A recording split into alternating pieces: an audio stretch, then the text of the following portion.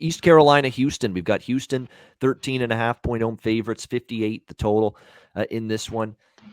East Carolina, a very interesting team. They've 3-3 this year, but for the most part, they haven't had some real ugly losses. I mean, they lost by 3 to South Carolina, by 4 to Central Florida.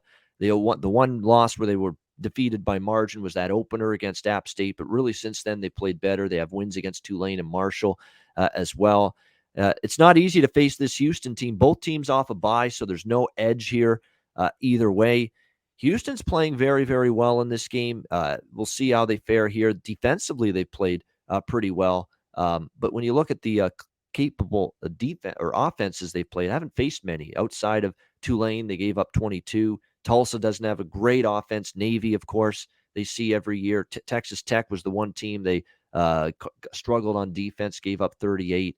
With Clayton Tune in this offense rolling, 45 and 40 in the last 2 games, and we're seeing Dana Holgerson speed up the pace a little bit now that he's got a little more faith and comfort in his offense going into this game. So this is one where the side, Houston is kind of rolling right now. It feels like it's a lot to lay, and we've seen East Carolina's double-digit dogs be good in this point spread roll in the past, including the UCF game.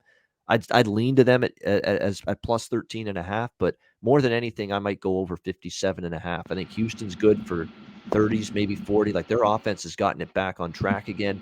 And East Carolina, can they contribute, 20 and you get over the total? Sure. I think that's possible. So the over for me here. Connor, what do you think? Yeah, this game's interesting to me. I think Houston's pretty good, but they're laying 2 touchdowns here.